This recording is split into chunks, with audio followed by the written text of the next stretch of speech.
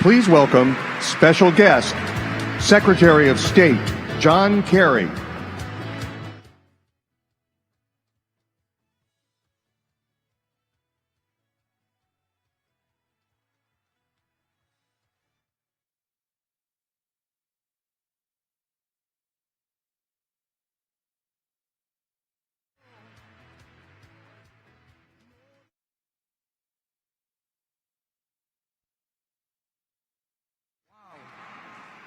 What a great crew. Thank you so much, ladies and gentlemen.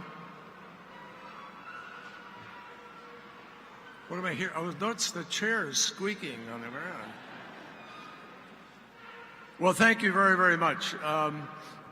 Winston Churchill reminded all of us that the only reason people give a standing ovation is they desperately need an excuse to shift their underwear.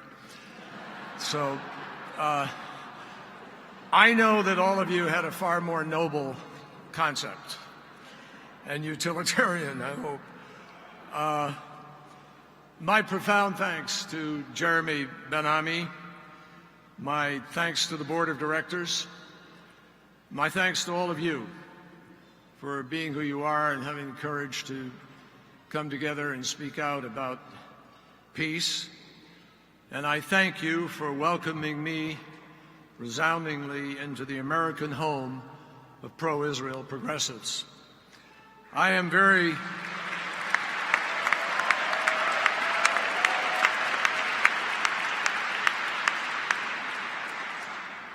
really pleased to be the warm-up act for the Vice President of the United States. Joe and I, the Vice President, spent, 20-some years together on the Foreign Relations Committee, and he sat to my right as the chair, and I never thought I would be chairman of the Foreign Relations Committee.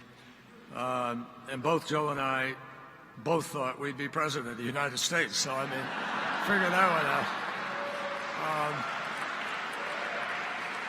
But I am really honored, and I mean that. I'm honored, and I'm also really happy to be able to be here to celebrate three extraordinary individuals, the recipients of this year's Justice and Peace Award: Lou Sussman, Sam Kaplan, and Alan Solomon. First of all, I don't know if you know this, these leaders have a few things in common. First of all, as you know, they're all former ambassadors. They were all backers of my 2004 presidential campaign. And one state, 59,000 votes, but who's counting? I don't get hung up on it. But more disturbing, they all left their diplomatic posts around the time I became secretary. I didn't take offense. These are three very special people. I think you've recognized that by bringing them here to honor them. Lou Sussman is a very close friend who I have known for quite a while, and I know all of you here admire him enormously. He has long been sought after in presidential election years, long sought after in the years in between. And a Chicago columnist once wrote, if you want to be president, Lou is the one you want to call before you even talk it over with your mother. So here's the thing. I did call Lou. And for 11 plus years, I have wondered, Lou, what the hell happened? I talked to him before my mother. No, in all seriousness, he served me extraordinarily well as a finance chair and went through some really tough times and some really glorious moments. And I had occasion to be in London a number of times when I was still in the Senate or as chair of the Foreign Relations Committee. And I can't tell you how much our British partners, all of us, appreciated his professionalism, his dedication to the job, his deep commitment to the friendship between the United Kingdom and the United States. And again, I was personally struck by the extra effort that Lou made in order to build a relationship, in order to know his portfolio, and to be able to represent the United States, both our interests and our values, as fully as he did. Lou, I'm deeply grateful for that. We're also honored for the job done by Sam Kaplan in Morocco, a fascinating country whose history intersects at key points not only early on with the history of the United States, but also with the history of the Jewish people. And I'm told that Sam only had one complaint at all of his time in Morocco, and it was that because of security considerations, he and Sylvia couldn't just walk out to grab a cup of coffee like they do at home in Minneapolis. Now, believe me, Sam, I think a lot of us can relate to that. I feel like sometimes I can't go to my kitchen without a bodyguard or somebody in attendance. But that is the price of service, and we accept it willingly and happily. And I think in the case of you, Sam, your service could not have come at a more challenging and important moment, because your time in Rabat coincided with the tumultuous days of the Arab Spring and with neighboring countries going through just enormous turmoil.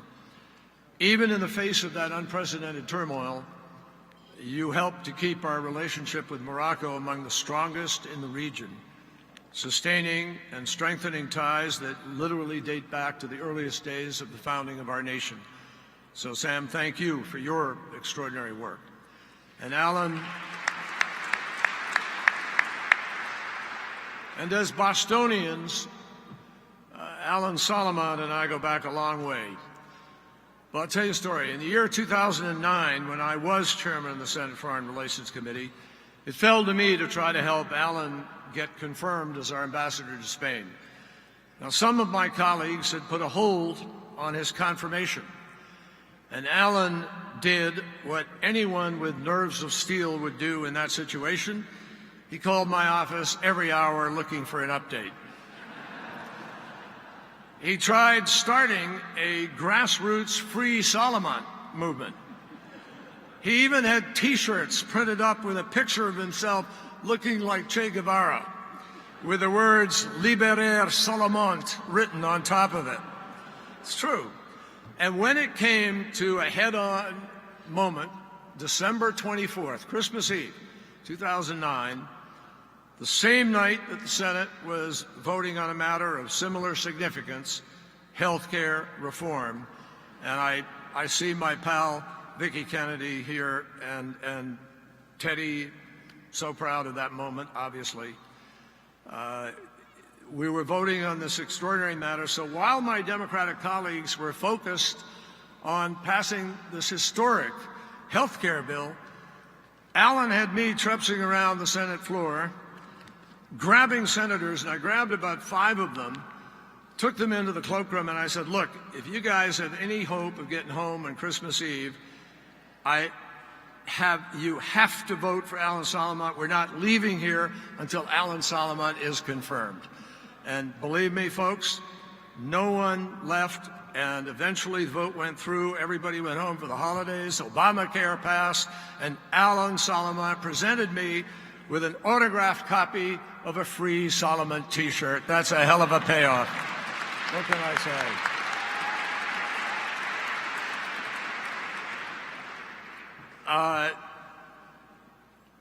The fact is, and I think all of you know this, I gather there are a group of senators here and members of the House, and every one of them will join me in confirming to you how humbled we all are, and I mean that, by the fact that none of us get elected on our own. Nobody does. No one in public life gets anything done without the extraordinary support of the people of this country.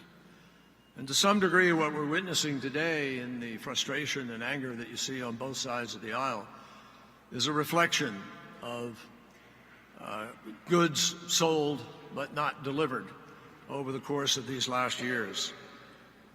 So it is you, people who are really committed to democracy, the people who work to make it actually happen, who in the end best stand up for our interests and our values. And frankly, that is what these 3 honorees do here tonight, and that's what you do through them, and I thank you and them for what you mean to all of us who aspire to service. Thank you. These former ambassadors, and I heard a little bit of Alan's comments as I came in, also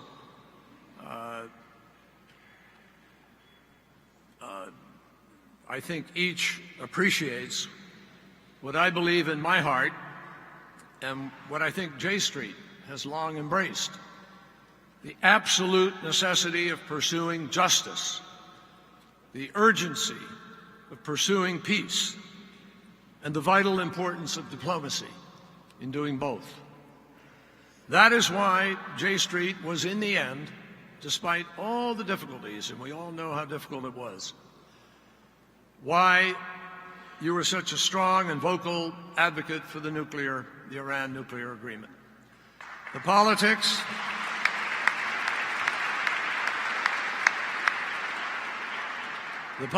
may have been complicated, but all of the noise of last summer could never obscure the critical fact, the undeniable fact.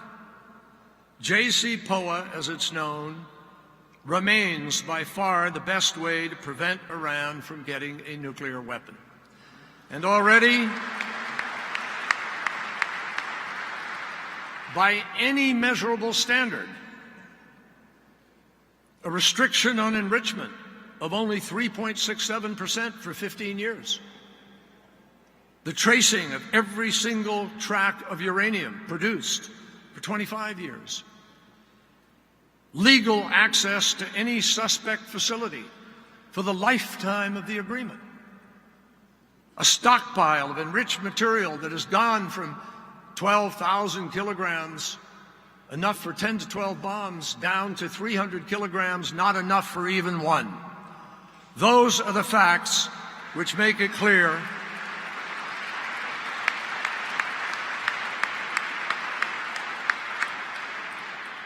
a country that was 2 months away from the potential of breaking out is now at least a year away, and we have the capacity to know what they are doing. Despite the skeptics' most dire predictions, we are in a place that some people thought was unimaginable and others unacceptable. You remember the debate over how much money Iran was going to get? Sometimes you hear some of the presidential candidates putting a mistaken figure out of $155 billion. We never thought it would be that. Others thought it would be about $100 billion because there was supposedly $100 billion that was owed and so forth. We calculated it to be about $55 billion when you really take a hard look at the economy and what is happening. Guess what, folks? You know how much they have received to date, as I stand here tonight? About $3 billion. So what we said to people was true. And this audience understands this as well as anywhere. You recognize that diplomacy should always be exhausted before we ever choose to ask our treasurer to go to war. We should always, especially when a solution which is thought out and verifiable can actually be enforced. The same commitment to the hard work of diplomacy also explains why J Street has never wavered in its support of a lasting peace between a Jewish, democratic Israel and an independent, viable Palestinian state.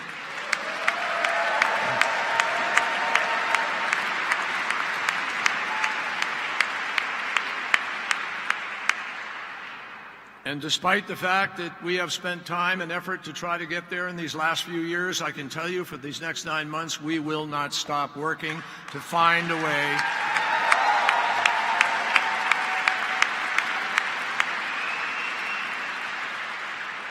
And we were starkly reminded of this imperative earlier today when we saw reports of a bomb explosion on a bus in Jerusalem. And our thoughts tonight are with the 21 innocent men and women wounded and their families.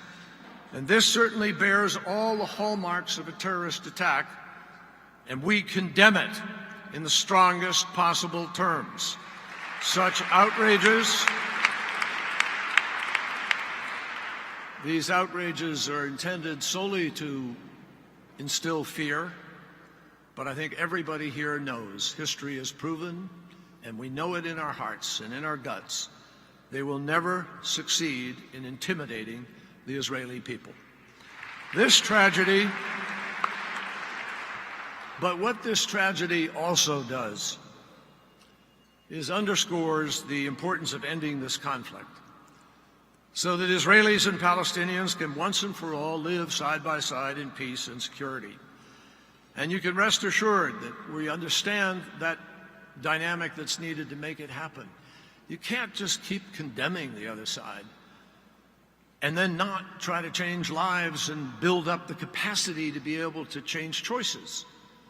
You have to work at this. And so we will continue to advance a two-state solution as the only solution, because anything else will not be Jewish and it will not be democratic. And we understand that. So I close by just saying to you, as we honor these three warriors for peace, I just want to say that we know that finding peace will require strength, and it's going to demand courage. Last November marked 20 years since an assassin took the life of a leader who had courage and had strength, Yitzhak Rabin. On that fateful night in November of 1995, Rabin was a picture of optimism and resolve.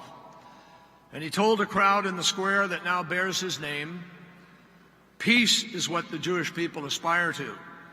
Peace entails difficulties, even pain. Israel knows no path devoid of pain, but the path of peace is preferable to the path of war." If Rabin were here tonight, I have to tell you, I know he would be heartened by this gathering, but most importantly, be heartened by the knowledge that no matter how many times we hear people tell us the goal is unattainable, they can't do it, they're not ready. I remember the words of Mandela: "Nothing is impossible until it is done." The fact is that this community, your community, you, the people here who are part of J Street, refuse to betray the hope, the hatikva, of a free nation living at peace with its neighbors, secure in the Jewish homeland, committed to the basic dignity of all of its citizens. Rabin would celebrate the fact that no matter how dark the landscape is at any given moment, this great constituency for peace still burns bright in the United States of America, in Israel, and around the world. And I thank you, J Street, for everything that you do, and congratulations again tonight to our honorees. Thank you so much.